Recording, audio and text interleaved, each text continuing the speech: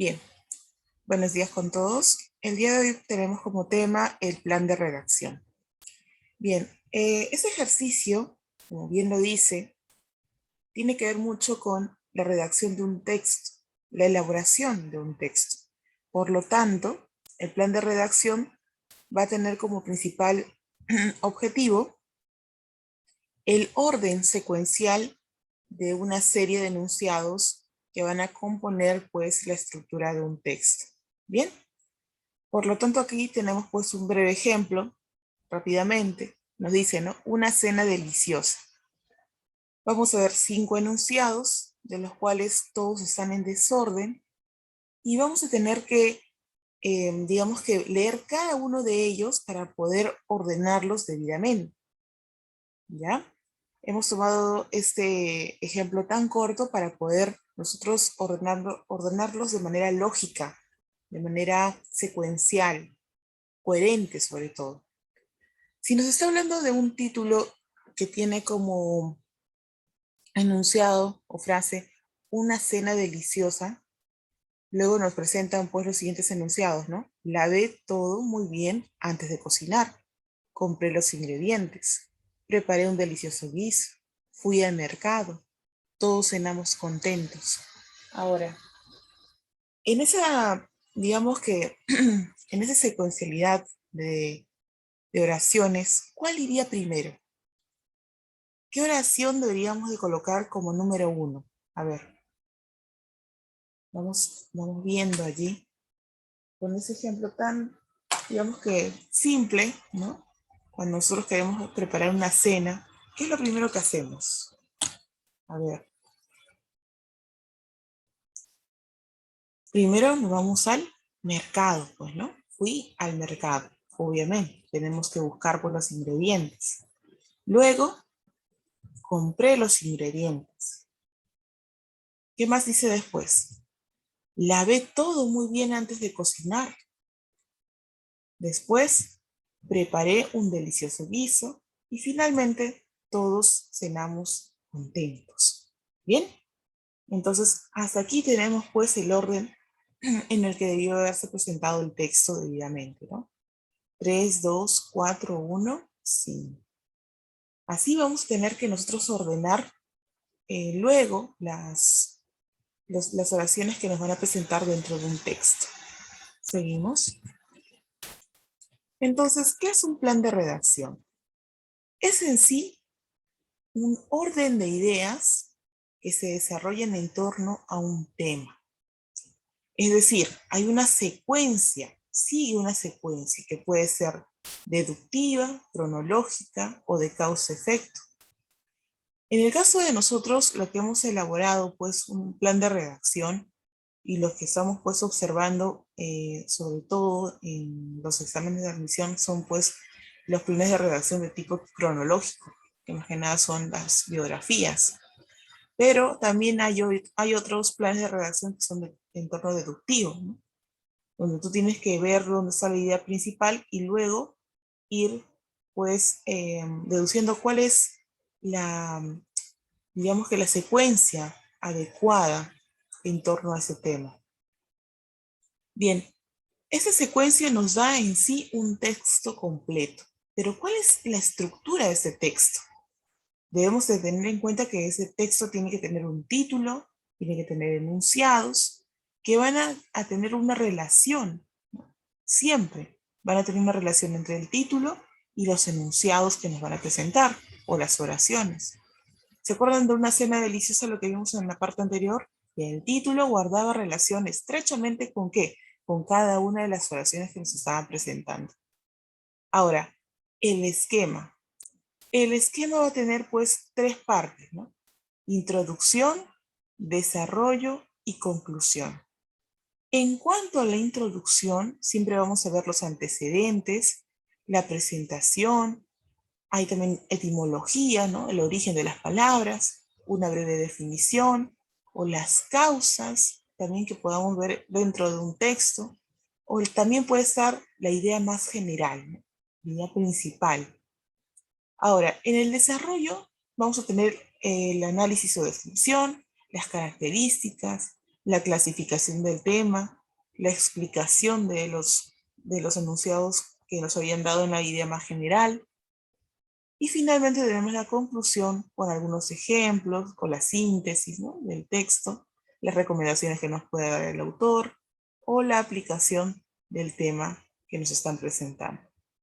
Bien, entonces el plan de redacción es en sí un ejercicio práctico donde nosotros tenemos que buscar pues el orden, ¿ya?, secuencial de las ideas que nos están presentando que van a desarrollarse en torno a un tema determinado. Bien, vamos a ver entonces la primera parte. Nos dice en su libro, el plan de redacción. ¿Qué diferencias hay entre una redacción de forma científica y una redacción, pues, de un poeta, ¿no? Tenemos, pues, diferentes tipos aquí de redacción. Sabemos que la redacción poética es diferente completamente a la redacción científica, porque utilizan otros términos. Entonces, el lenguaje que van a emplear estos autores, ya sea un poeta o un científico, van a ser pues completamente distintos, ¿no? Mientras que uno, que es el poeta, emplea pues términos estéticamente bellos, el científico no va a adornar sus palabras, él no necesita de eso. Él es más objetivo, más lógico, es más riguroso con las palabras, utiliza más tecnicismos, los cuales van a poder, pues, ser parte de una investigación. Recuerda que el poeta no busca investigar un tema, sin embargo, el científico sí. El poeta lo que busca es embellecer las palabras, adecuar los términos a un tema que puede ser pues de amor, puede ser de tristeza, puede ser de dolor, puede ser, o sea, etc. de posibilidades, ¿no? Hay un montón de posibilidades para el poeta. Sin embargo, el científico, su tema de investigación gira en torno a una problemática social, la cual él quiere resolver. ¿Bien? Por lo tanto, la redacción poética es aquella o es aquel que apela a diversos recursos estilísticos para transmitir, ¿qué cosa?, emociones y sentimientos, respetando los criterios del estilo del autor. Mientras que la redacción científica hace referencia a un estilo de expresión que los investigadores emplean para definir los límites intelectuales de sus disciplinas y áreas específicas de especialización. ¿Ves? La diferencia está pues notoria, ¿no? Mientras que uno utiliza recursos estilísticos, el otro pues emplea más un lenguaje técnico de investigación. Bien. Entonces, ¿cómo redactamos nosotros científicamente? ¿Cuáles son las exigencias que nosotros debemos de tener en cuenta para poder redactar un texto de índole científico?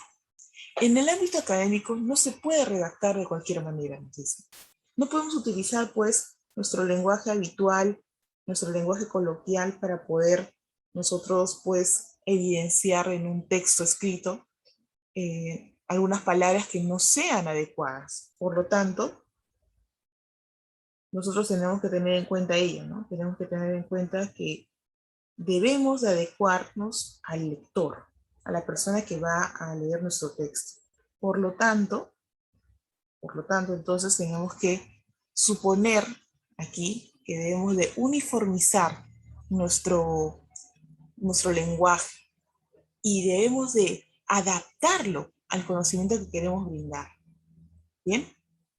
Ahora nos dice, ¿no? ¿Te imaginas si todos escribieran según su criterio? O sea, ¿te imaginas que todo el mundo escribiera como se le dé la gana? Habría un desorden, ¿no? No habría una secuencialidad. Habría, pues, un caos literario, un caos lingüístico.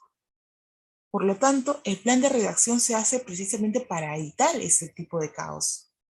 Es un ítem de pruebas de actitud verbal en que el enunciado está conformado por un conjunto, ya sea de 4 o más oraciones. Yo he visto hasta 5, no más. De 4 o 5 oraciones numeradas, ¿ya?, que llevan por encabezamiento siempre un tema, un título, y están sucedidas pues de 5 alternativas de posible organización. ¿Bien? Lo que acabamos de ver, pues, ¿no? Ahora, ¿qué evalúa el plan de redacción?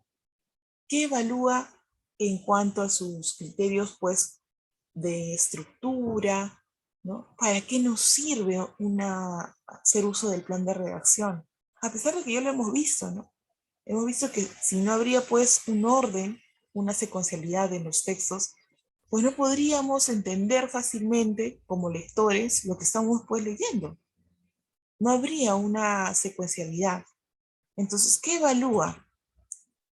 El plan de redacción es indispensable para organizar tus ideas mediante un plan estructurado para asegurar la coherencia del mensaje que se va a transmitir.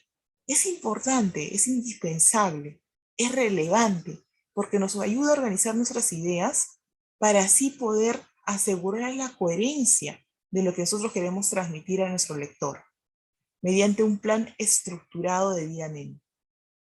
¿Cómo solucionamos este tipo de ejercicios? Me dice. Primero, debemos de conocer la estructura. ¿Cuál es? Debemos de tener siempre un tema, bueno, acá le consideran como tema, también es un título, donde nos enuncie, ¿no? Nos va a decir prácticamente de qué va a tratar el texto. Acá nos dice, ¿no? Un nuevo zoológico para mi ciudad. Es decir, aquí nos está dando a conocer de que va a haber un nuevo zoológico para esa ciudad. ¿Y cómo se va a hacer esto? Bien, tenemos oraciones que debemos de ordenar, ¿no? Así, bueno, así dice en su libro, se comieron una R.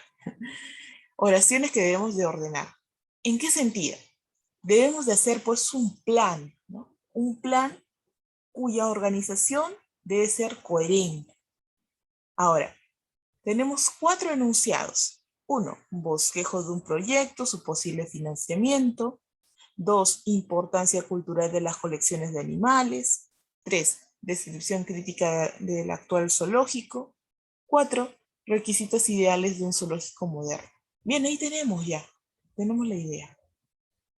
Ahora, ¿de qué se tratará, pues? ¿O de cómo podríamos ordenar este breve texto que nos está presentando, pues, el libro que ustedes tienen? Tenemos 5 alternativas de orden, de posible organización. La A, la B, la C y la D, así como la E. Ahora, ¿cuál será el orden correcto? ¿Qué es lo que debemos de hacer primero? ¿Qué debemos de hacer primero para nosotros ver, digamos, la forma de hacer un nuevo zoológico? Obviamente que debemos de ¿qué? De describir, ¿no? Críticamente el actual zoológico. Debemos de describir el actual zoológico. Luego, ¿qué debemos de hacer? De ver la importancia cultural de la colección de animales. Tenemos que ver cuál es la importancia que debemos, pues, considerar al momento de hacer un nuevo zoológico. ¿Para qué nos sirve coleccionar animales en un lugar? ¿Para qué? Después tenemos que ver los requisitos ideales de un zoológico moderno. Ya, nosotros queremos implementar un zoológico, pero debemos de ver cuáles son los requisitos que nosotros necesitamos para poder tener ese nuevo zoológico. Y finalmente, debemos de hacer el bosquejo de un nuevo proyecto, ¿no? Su posible financiamiento. ¿Cómo es que nosotros vamos a poder validar ese zoológico a partir de los medios económicos que tengamos? ¿Bien? ¿Y cuántas posibilidades hay de solución? Solamente hay una, ¿no? Para esas 4 oraciones, solamente hay una que es la letra A. ¿Y qué lo hace más adecuada que las demás no? Porque se establece un orden y secuencia de las acciones que se va a realizar para poder establecer un nuevo zoológico en la ciudad. Por lo tanto, la respuesta será la letra A. Bien, seguimos. Ahora nos dice, ¿no? Hagamos un esquema con las oraciones del ejercicio anterior planteando un orden lógico deductivo. Ya habíamos visto que el tema era un nuevo zoológico para mi ciudad. ¿Cuál era el marco teórico? O sea, lo más general. Era la descripción crítica del actual zoológico. Tenemos que ver cuál es la descripción de este zoológico que nos está presentando para poder evidenciar luego qué es lo que debemos de mejorar. Lo genérico, la importancia cultural de la colección de animales, ¿no? De eso se trata. ¿Para qué es importante la colección de animales? ¿Por qué? ¿Por qué debemos de hacer un nuevo zoológico? Lo particular.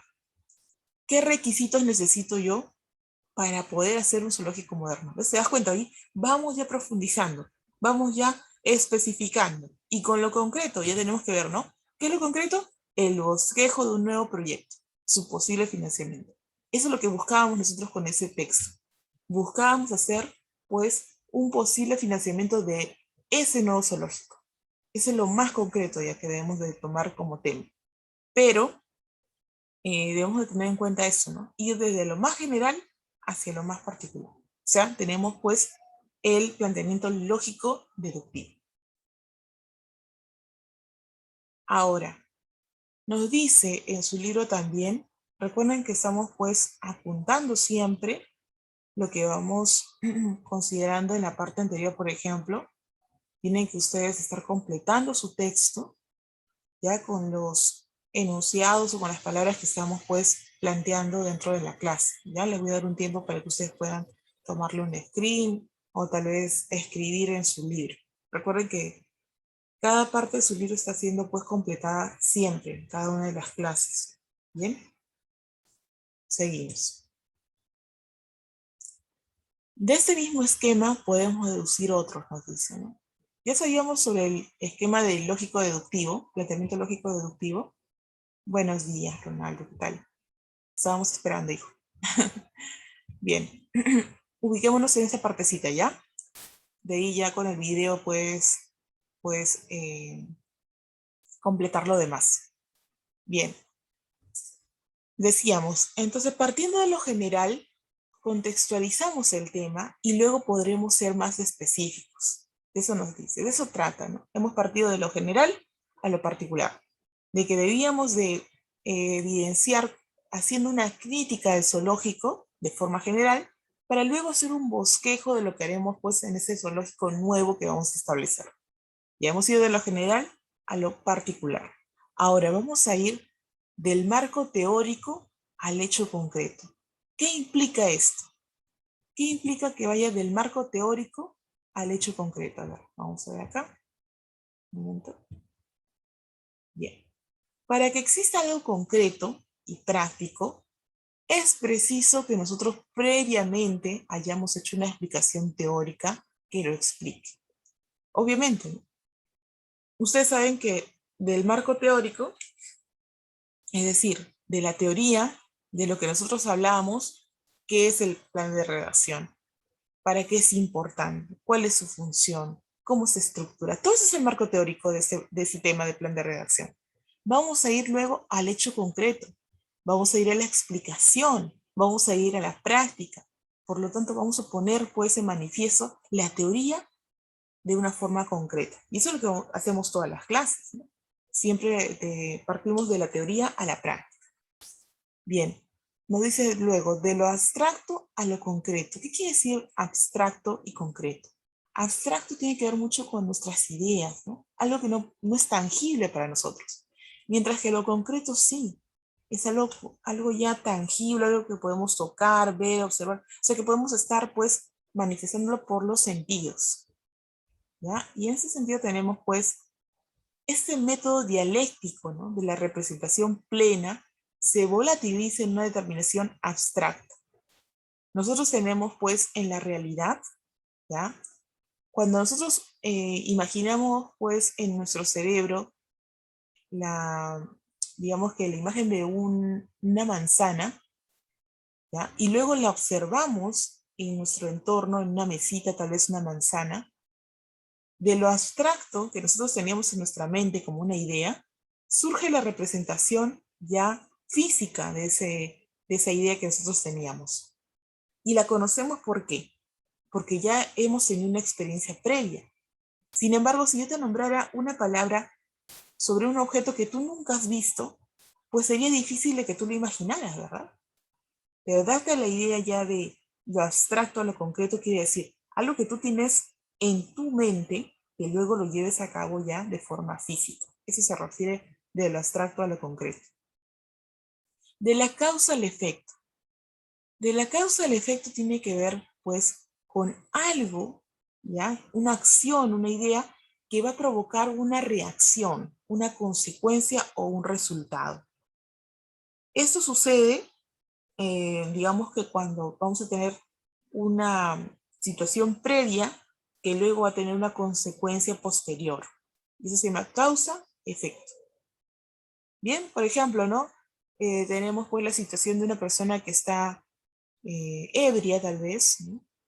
Y se pone a manejar su auto y ¿qué es lo que sucede luego? Lo más probable es que haya pues un accidente.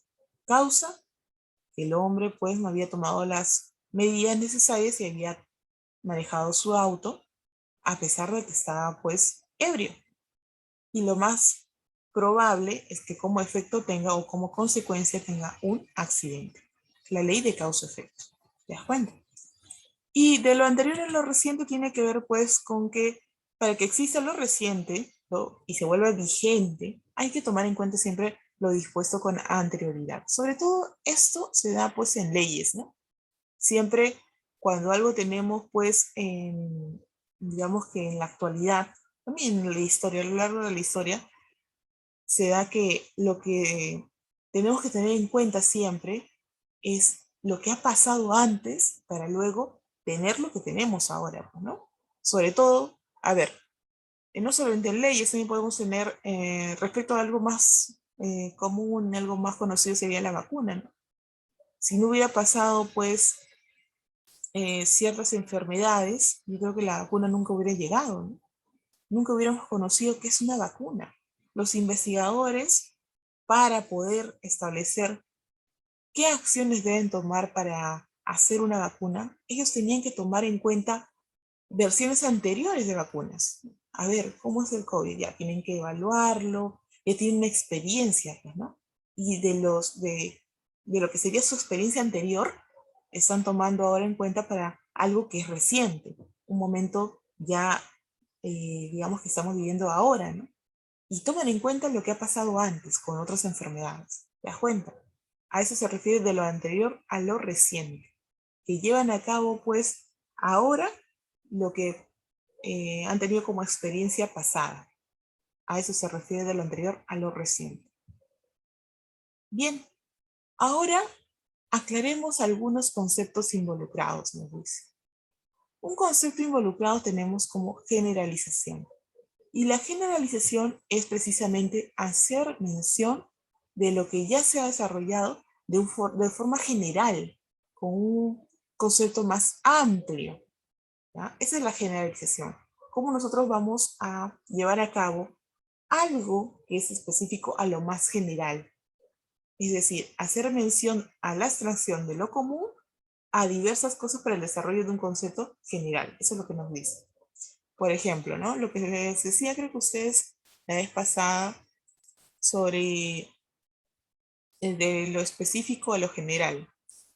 Cuando, por ejemplo, ustedes ven era un niño, ¿no? Que veía un cisne que era de color blanco en un parque, un cisne que era de color blanco en el zoológico, otro cisne que era de color blanco, pues, en una laguna, otro cisne que era de color blanco, pues, en una fotografía, y entonces él deduce, ¿no? Ah, ya, entonces, si veo que un cisne por acá es blanco, por allá también es blanco, por allá es blanco, entonces todos los cisnes son blancos. Él hace, pues, esa abstracción. Por lo tanto, está generalizando, ¿te das cuenta? Hay allí pues una inducción. Está haciendo de lo específico a lo general. Bien. La ejemplificación, como su mismo nombre lo dice, hace referencia a que nosotros debemos de demostrar, comprobar, ilustrar mediante ejemplos. Para ello tenemos como sinónimos pues parabolizar, simbolizar, etc., ¿no?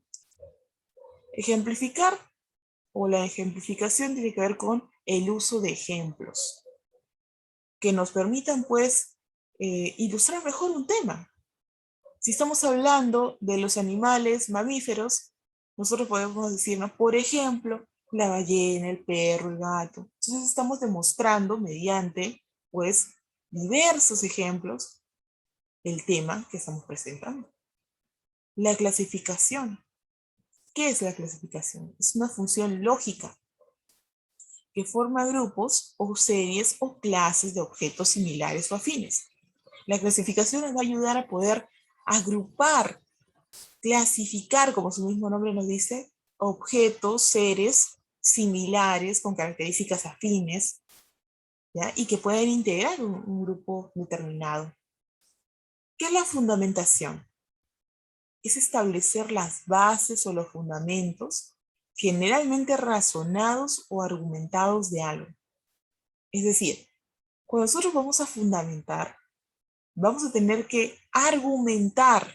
Y esa argumentación se va a llevar a cabo mediante fundamentos sólidos, palabras o frases o enunciados que tengan pues una veracidad. Para eso es la fundamentación, para hacer viable un texto, que sean veraces cada uno de los fundamentos que vamos a presentar. De lo contrario, caso contrario, no tendría pues ninguna validez. Por ejemplo, ¿no? Cuando nosotros vamos a hacer un texto sobre las vacunas, la vacunación, podemos citar a ciertos personajes que hablen de ello. O si vamos a hablar sobre un término psicológico, por ejemplo, la paranoia, ¿no? Debemos de hablar pues de un famoso psiquiatra o psicólogo que haya hablado sobre ello, para darle validez, para darle solidez, para darle pues mayor peso a ese texto. O también podemos hablar de algunos registros estadísticos también, eso también le da peso a tu texto. Por lo tanto, la fundamentación es indispensable, sobre todo en los textos argumentativos. Bien, la definición. ¿Qué es la definición? Vamos a definir la definición, imagínense. Es fijar con claridad, de manera exacta y precisa, el significado de una palabra, ¿ya? Puede ser de una persona, animal o cosa, pero la cuestión es que nosotros vamos a fijar con claridad. Qué importante es esto. Vamos a ser exactos al momento de elaborar un significado, en este caso de cualquier palabra que se nos presente. Esa es la definición. ¿Y qué es la digresión?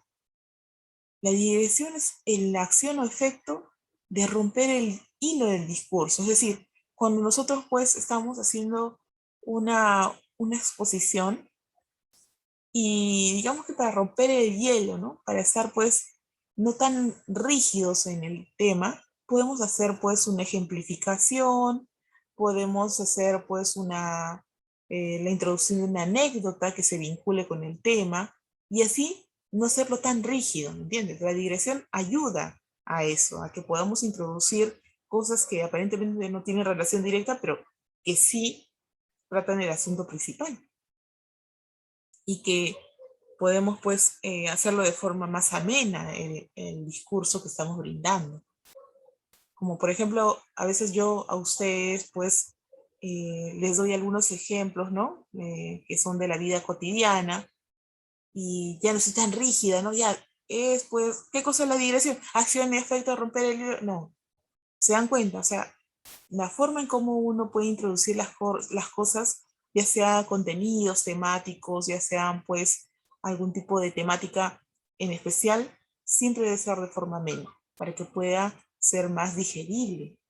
Yo también soy estudiante, bueno, era estudiante de una maestría y recuerdo que los docentes pues tenían diversas estrategias, ¿no? Mientras que unos tenían pues el arte de hablar, otros tenían pues el arte de solamente brindar conocimientos. Y así, cada uno pues a su estilo. Bien, seguimos.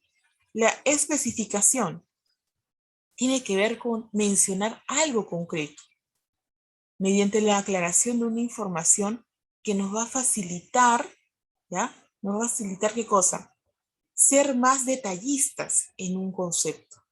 La especificación es ser, digamos que más objetivos, concretos, ¿ya? Sobre una información de forma que sea pues digerible, ¿no? De forma que sea más eh, entendible por el lector.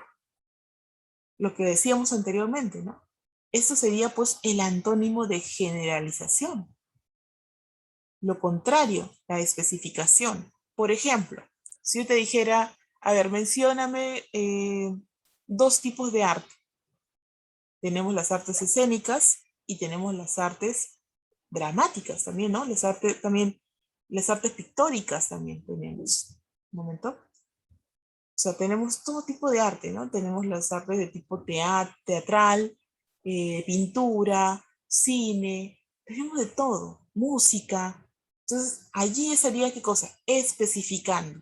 Estaría dando mención a posibilidades o a posibles ejemplos, ¿no? Bien, antes de que se nos corte la primera parte del Zoom, vamos a seguir.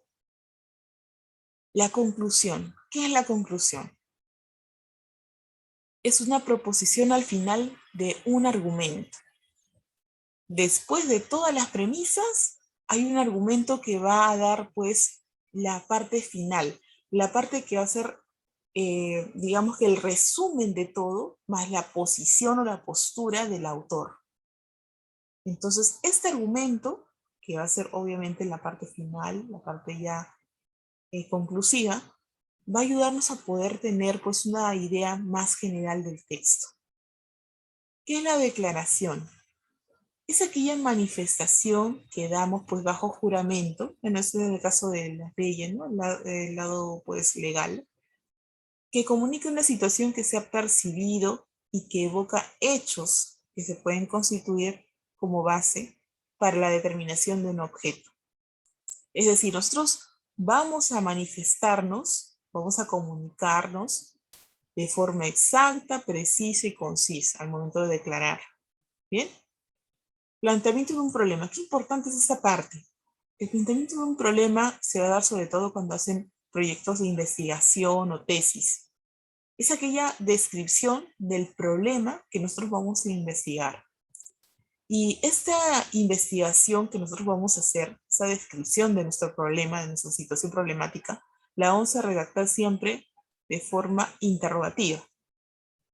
¿Por qué? Porque vamos a tener, pues, aquí que argumentar a partir de ese enunciado interrogativo una serie, pues, ¿no?, de fundamentos en los que se van a abordar todo el problema a lo largo del texto.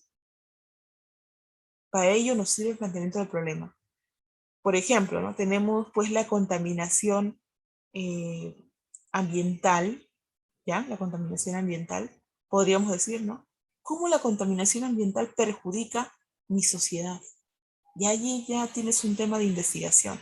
Pero si queremos ser más específicos, porque nos dice siempre hay que especificar, cómo la contaminación ambiental perjudica, digamos que la zona de eh, Los Olivos, o no sé, dónde se encuentra usted, Jesús María, ¿no? O San Martín de Porres, o también podemos decir la zona de Santa Anita, La Molina. ¿Cómo perjudica esa contaminación ambiental? Tenemos ahí una problemática que debemos de investigar y la estamos adecuando ya a un lugar específico. ¿Bien? ¿Qué es una tesis? Es el inicio de un texto argumentativo, una afirmación cuya veracidad ha sido argumentada, demostrada o justificada de alguna manera. La tesis te va a ayudar a ti a poder plantear ese problema de investigación y dar a conocer mediante argumentos la demostración de esa tesis. Porque nosotros sabemos que hacer una tesis sí, pero plantear también su argumentación es importante, porque de ello nosotros nos vamos a poder sostener mejor en el tema que estamos investigando. La tesis, por lo tanto, para todo investigador es trascendental. De allí se parte ya con el texto argumentativo. Por ejemplo, ¿no?, las vitaminas son, a ver, podríamos decir una tesis, las vitaminas son la base fundamental para el desarrollo del ser humano. Ya está.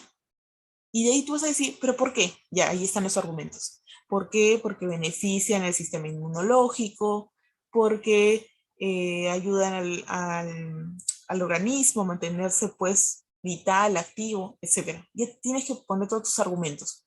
Pero no solamente es lo que tú sabes, sino es lo que tú investigas. Tienes que buscar en internet qué argumentos puedes dar para esa tesis, para que sea válida, y también buscar investigadores que den validez, que correspondan, pues, a tu tesis. ¿Bien? La demostración. ¿Qué es la demostración? Es aquella que consiste en la exposición de un hecho en relación a un acontecimiento y cómo es que tú vas a demostrar, vas a dar validez, vas a corroborar. Por ejemplo, eso sucede más que nada en el aspecto químico, ¿no? Cuando tú vas al laboratorio y tú demuestras una teoría. ¿Cómo? Por ejemplo, el agua con el aceite no se juntan. ¿Cómo lo demuestras? Haces pues el experimento, ¿sí o no? Ahí estás demostrando. Ahora, las implicaciones. Aquí es una afirmación que conlleva otra, sin que la segunda deba ser comunicada explícitamente. Por ejemplo, el, el fútbol implica ¿qué cosa? Implica jugadores, implica que haya una cancha de fútbol, implica que haya un árbitro, implica que haya pues reglas, y entonces todo eso ya está supeditado, ¿no? Ya está, ya pues, ya uno ya sabe en qué consiste el juego del fútbol. Entonces, ya nosotros tenemos una idea más clara referente a esos conceptos. Por lo tanto, podemos nosotros ya involucrar el tema del fútbol con ciertos elementos que la componen. Esa es la implicación. Por lo tanto, tenemos pues todos estos términos que acabamos de mencionar y espero que también lo estén colocando en su libro. Bien, hasta el momento hemos visto pues lo que es conceptualización de elementos y ahora vamos a ir a la parte práctica. Ya, espero que se vuelvan a conectar nuevamente porque tenemos todavía la segunda parte de la hora. Así que todavía no se vayan a ir, no se vayan a retirar. Bien, vamos entonces con la parte de prácticas. A ver, vamos aquí. La astrología nos dice, ¿no? Tenemos 5 enunciados, mira, 1, 2, 3, 4, 5. 5 enunciados ordenados, pues, con números romanos, ¿ya? Y nos habla precisamente de la astrología. Entonces, todo el texto tiene que ver con esto, con ese tema. 1. Supervivencia de esta superstición muy arraigada en la actualidad. 2. Estudio del cosmos en Caldea, origen de la astrología. 3. La astrología, residuo de creencias antiguas, destino del ser humano determinado por el cosmos. 4. Se suponía que el nacimiento de una persona bajo un signo específico marca su carácter e influía en su vida. 5. Los 12 signos del zodiaco, división del firmamento y del año terrestre. Bien, hasta aquí tenemos pues 5 enunciados, de los cuales tenemos 5 alternativas también de posible ordenamiento. ¿Cuál será entonces la oración que va primero? A ver, ¿qué me dice? ¿Qué va primero? Aquí hay un tip, ¿ya? Hay un tip en el caso de este tipo de textos. Bien, en menos de un minuto se va a cortar la transmisión. Por favor, vuelvan a ingresar, ¿ya? Vuelvan a ingresar porque tengo que tomar todavía lista, así que no lo he hecho todavía. Necesito tomar la lista, así que no se vayan a retirar. Volvemos en un ratito, por favor.